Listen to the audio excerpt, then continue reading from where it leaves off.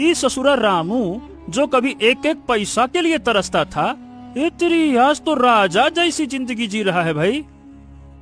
अरे हाँ, ये तो बिल्कुल सच है भाई। जो कभी मिट्टी के बर्तन बेचकर अपने भूखे बच्चों को रोटी तक खिला नहीं पाता था, बताओ भला आज वही गरीबों को अनाज बांट रहा है। ये सब कैसे हो गया? नहीं नहीं नहीं नहीं नहीं नहीं, इसके पीछे जरूर कोई रहस्य छुपा है गोपाल। रामपुर गांव में गरीब कुम्हार रामू अपनी पत्नी हेमा और बच्चों के साथ रहता था। गरीबी इतनी थी कि 2 वक्त की रोटी जुटाना भी उनके लिए मुश्किल हो जाता था। फिर एक दिन, आज कुछ भी हो जाए, आज तो मैं बहुत ही सुंदर सुंदर मटके बनाऊंगा ताकि गांव वालों को पसंद आ जाए। हेमा, ये क्या रोज रोज मिट्टी लेकर आते हो और मिट्टी का बर्तन कोई खरीद ही नहीं रहा है। अरे ये कैसी बातें कर रही हो? ये हमारा पूर्वजों का काम है, हम इसको कैसे छोड़ सकते हैं? देखना, आज मैं सारे मटके बेच के आऊंगा। हाँ, रोज यही बोलते हो।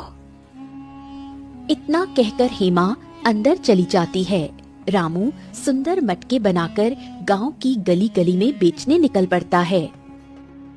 मटके ले लो, मटके एकदम कड़क कड़क ताजे ताजे ठंडे पानी के लिए मटके ले लो। मटके वाला, मटके मटके मटके, रामू के हाथ के मजबूत और सेहतमंद मटके। मटके का पानी पीने से ताकत मिलती है और कोई बीमारी नहीं पड़ती है। मटके। ए रामू, रुक रुक रुक रुक, ये बता भाई, ये कौन से जमाने में जी रहा है? अरे आजकल तो लोग स्टील, पीतल और तांबे के बर्तन का इस्तेमाल करते हैं। कहे रे, ये कौन मिट्टी का मटका खरीदेगा तेरा है? भाई, मैंने मिट्टी का ऐसा बर्तन बनाया है ना कि इसमें खाना खाने से शरीर के सारे रोग दूर हो जाते हैं। तो फिर तो ये बार बार टूट जाता होगा और बार बार खरीदने में कौन पैसा बर्बाद करेगा? जा भाई, मुझको नहीं लेना तेरा ये। रामू मन ही मन उदास होकर आगे बढ़ता है। तभी एक औरत राधा आती है। अरे भाई साहब, कैसे मिट्टी के बर्तन दे रहे हो? बहन जी, 10 रुपए में दे दूंगा मिट्टी का बर्तन। अरे ये तो बहुत महंगे हैं, अगर तुम 5 में दोगे तो मुझे दे दो। अरे नहीं नहीं बहन जी, उतना तो लागत भी नहीं निकलता है। दिन भर जंगल से मिट्टी खोदता हूँ, फिर बनाता हूँ, फिर भट्ठी पर पकाता हूँ और फिर बाजार लाता हूँ। अगर 2 रुपए भी ना बचें तो ऐसा कैसे कर सकता हूँ? नहीं नहीं नहीं, 5 में तो ना हो पाएगा। रहने दो, मुझे नहीं चाहिए। वैसे भी ये टिकते कहाँ हैं? 2 ही दिन के अंदर फिर टूट जाते हैं।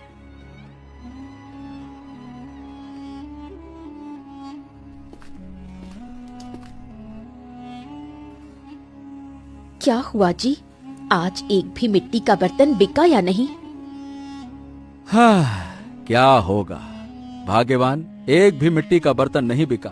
अरे लोग हमारे मिट्टी के बर्तन का मजाक उड़ाते हैं, कहते हैं कि अब तो हम स्टील और तांबे के बर्तन में खाना खाते हैं। मिट्टी का बर्तन कौन खरीदेगा, और खरीदेगा तो टूट जाएगा तो फिर नया खरीदो। क्या कहूँ मैं। अब हम क्या करेंगे जी? बच्चे सुबह से भूखे बैठे हैं और मैं उन्हें क्या खिलाऊं? घर में तो एक चुटकी आटा तक नहीं बचा है। चलो, मैं कुछ पैसे उधार ले आता हूँ, जमींदार साहब जरूर दे देंगे। कुछ पैसे मिल जाएं तो इस समय राशन तो ले आऊंगा, कम से कम बच्चे लोग तो कुछ खा लेंगे।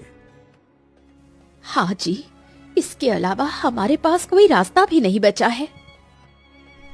इतना कहकर रामू जमींदार के घर जाता है। राम राम जमींदार साहब। अरे रामू, तो इस वक्त यहाँ क्या कर रहा है? बता भैया, कैसे आना हुआ? जमींदार साहब, मुझे कुछ पैसे उधार दे दीजिए ना। मेरे बच्चे बहुत भूखे हैं और मिट्टी के बर्तन कोई खरीद नहीं रहा, जिसकी वजह से मैं अपने बच्चों के लिए 2 वक्त का खाना भी नहीं जुटा पा रहा हूँ। आप थोड़ा रहम कर दीजिए मालिक, बच्चों का कुछ हो जाएगा भला। अरे भाई, आजकल मिट्टी के बर्तन कौन लेता है? अरे जाकर कोई दूसरा काम धंधा क्यों नहीं कर लेता? मिट्टी के बर्तन। मालिक, दूसरा काम भी कर लूंगा, लेकिन अभी तो मेरे बच्चों के पेट की आग बुझानी है ना। मदद कर दीजिए मालिक। अच्छा ठीक है, मैं तुझे पैसे दूंगा, लेकिन मेरी एक शर्त है। हाँ हाँ ठीक है मालिक, मैं कुछ भी करने को तैयार हूँ, बस मुझे पैसे चाहिए, मेरे बच्चे बहुत भूखे हैं। हाँ देख, मैं तुझे पैसे दे रहा हूँ, लेकिन इसका ब्याज 4% लगेगा। अगर मंजूर है तो बोल, वरना यहाँ से जा सकता है। ठीक है मालिक, मैं देने के लिए तैयार हूँ। हाँ। जमींदार अंदर से पैसे निकालकर रामू को दे देता है। रामू पैसे लेकर घर लौट रहा होता है, तभी एक चोर रामू के पैसों को देख लेता है। अरे वाह, इसके हाथ में तो पैसे हैं। अगर आज ये पैसे मुझे मिल जाएं, तो फिर तो मजे से मदिरा पी सकूंगा।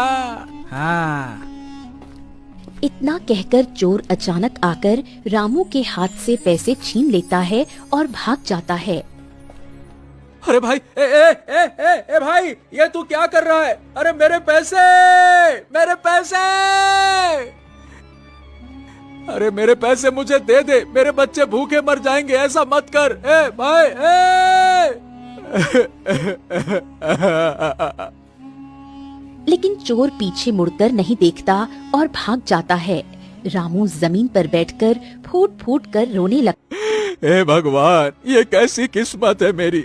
अब मैं अपने बच्चों को क्या खिलाऊंगा? जो पैसा मिला था वो भी चला गया और ऊपर से ब्याज भी चढ़ गया। अब मैं क्या करूं, क्या करूं?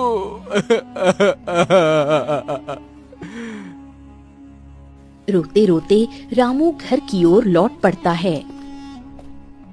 क्या हुआ जी? जमींदार ने कुछ पैसे दिए और आपके हाथ में राशन कहाँ है? हे भगवान, अब मैं तुम्हें क्या बताऊं हेमा। मैं जमींदार के पास से 4% ब्याज पर पैसे लेकर आ ही रहा था कि एक चोर मेरे पैसे छीन कर भाग गया।